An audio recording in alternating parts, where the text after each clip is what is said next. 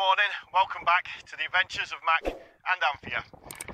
Unfortunately today's video isn't exactly going to be really interesting, breathtaking content, but it is something which is a common problem with windows and doors here in Spain, where there's very little information online on how to repair. So in a minute I'll take you inside and we'll start on this job. Okay, so this is the part as it comes. It consists of a housing, you've got your cord, and then you've got this part here, which is again is like your tape measure spring that retracts your tape measure back in, and that retracts the cord back in. Now they do a range of these at the ferreterias, but often they're a bit of a DIY jobby thing. Not always that good. If you're in Spain and you go into your local Polígono Industrial, your industrial estate, you'll often find a window company there. If you go in there and ask if you can buy one over the counter, chances are you'll have the more professional, better ones.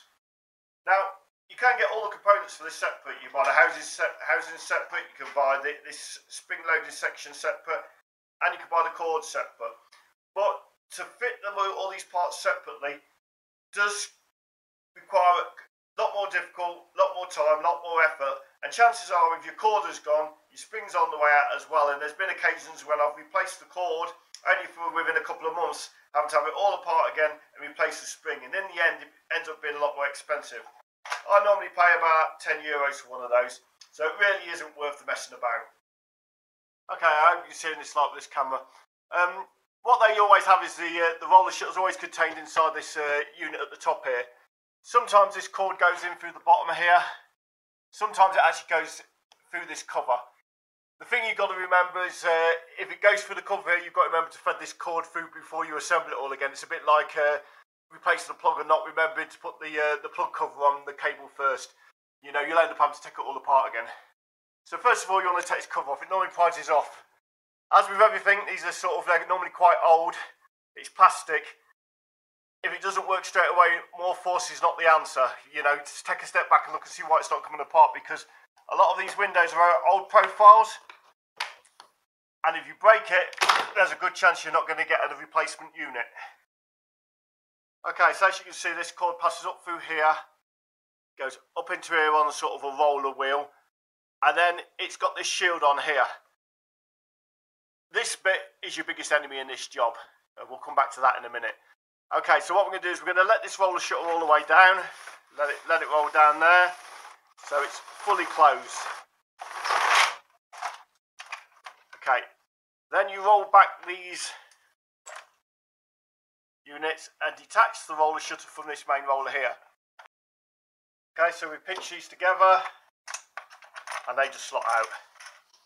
Worth probably remembering which one they go on here. And again, the same on the other side. Not always easy, it takes a few goes. Pinch them together and out. Both those two bits are out. This is spinning freely now, independently of the roller shutter. What we do then is we pull the cord all the way down and out. Like that.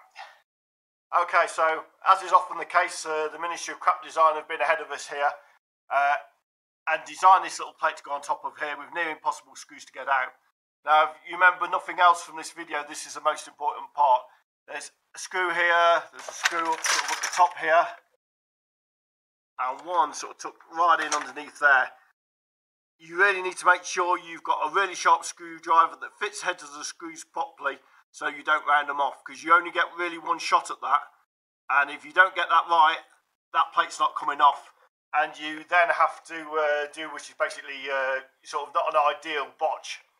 Now, I will quickly show you the botch just in case this happens. If you can't get these screws out, if you've rounded them off, or someone's been there before you and rounded them off, and you can't get that plate off, what you can do is fully extend this cord, cut it along here, and then using a thick gauge fishing wire, stitch the cord from the new one against this.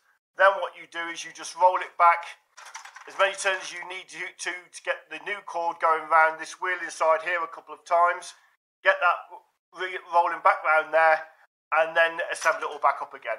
That's the sort of the quick sort of botchy hack, which works perfectly alright if you can't get these screws out. So I'm going to get these screws out and then I'll bring you back in. So as you can see, we've had success. We managed to get that plate off, thankfully. But the cord goes up into here, and you need to be able to get this sort of wheel out and away to untie the end of the cord to thread the new cord in. Now to do that, what you have to do is come around to the other side of this bar here, and if I spin it round, you see there's another little screw just here. You need to loosen that screw off, then turn it round, push in this little lever here, so you could slide that down that way to give you the slack on the other end. So I'm going to quickly just do that, and I'll bring you back in. Okay, so as you see now, I've managed to push that plastic in all the way back into this this tube sort of here, and I can lift the whole thing away and hopefully pull it out from this side. Okay, so we've got it loose, we've got it out. There's one little retaining screw here. Undo that.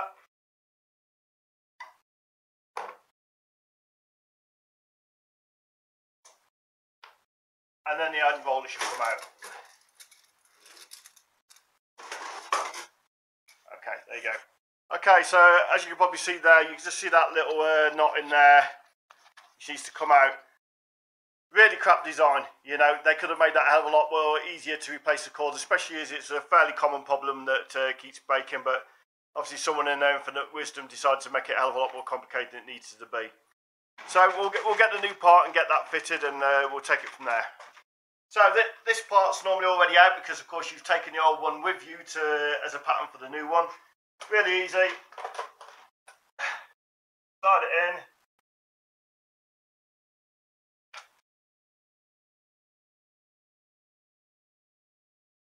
And just screw the screws in. Okay, so we've got that in. So the important thing we've got to remember now is we've got to thread this cord, the new cord, through this hole here. So we're going to take the old cord out and making sure that the cord's straight, thread the new one back in. Okay, now this is a point you've got to be really careful, because if you haven't got this tight where it feeds through here and it feeds through the facing panel on the front, this is a point where you've got to remember to thread it through that facing panel first before you start assembling any further. So dead easy, just pull the old cord out through there.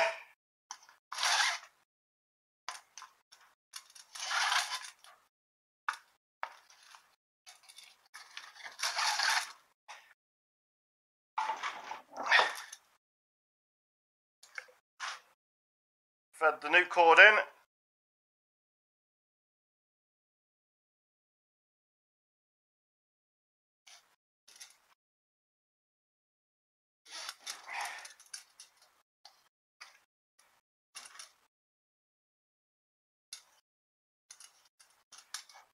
And tie it off.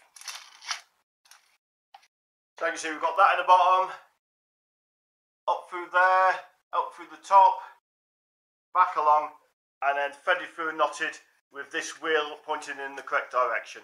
Okay, so now we're going to get this back up the top and reassemble the main bar again. So as you can see, we've got the pulley back into the end of the bar. We've put the retaining screw back in now. Actually had to put a larger retaining screw in there to make that fix. And as you go along to the other side here, we've pushed this sort of centre bit back out from inside the tube. You sometimes have to give it a little bit of force and a bit of movement with a flathead screwdriver to get it back out. And then I've put, yet again, another larger retaining screw back in here. So we've basically got that section of the job done. What we're going to try and do now is try and get this crappy tinny plate back in the corner there and back into place without fouling this part of the roller shutter. So I'm going to try and get these 4 screws back into this end plate again, and then I'll bring you back in for the final stages. Okay, so that's that plate back in. That's really awkward to get back in, and I'm taking particular care not to round off the screws, because it may not be the last time we have to replace this if it's a window or door that gets used a lot. Particularly difficult is this one here, up the top here. It's hard to screw in and out, and if you round it off, there's no way you'll get a drill or anything in there. Okay then, so on to the next stage. Okay, so what we're going to do now is we're going to put the tension on the bottom here. What you need to do is pull this out and turn the upper roller. And you're looking to get as much cord as you can, but not so you put an excessive strain on the spring down below. Put too much strain on the spring below, and you're going to be back to where you started. Okay, so I've pulled as much cord as I dare out of the bottom here, up onto that tuck roll up there. Now, don't get carried away pulling the cord out. You can always disconnect these again if you haven't done it enough, and try again, roll it round the roller a few more times. Last thing you want to be doing is busting the spring down below. So what we're going to do is we're going to put these connectors back in and try and pull the roller blind up and see if we've got enough cord actually on this upper roller.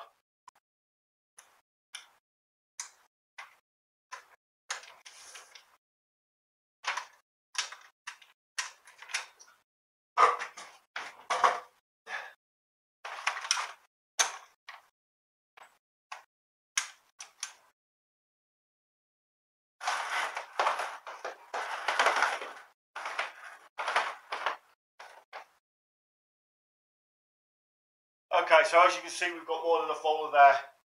So that's the job more or less done. There's just a few more things to check before we put it all back together. So, before you put it all back together again, whilst you've got it in bits, it's a great opportunity to make sure that these slats are in the right place. You want a little bit of clearance on each side here, and they often move about back and forth. You can see this lower one hasn't got enough clearance, they can scrape. Now, they will push along from that side or from that side.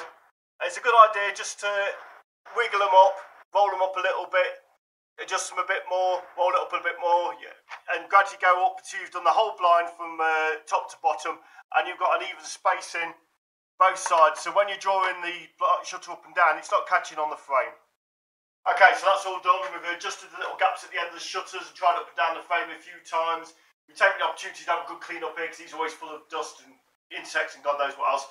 So we're going to carefully put this cover back on, which involves putting this tongue up into the groove to start with. So just line that up.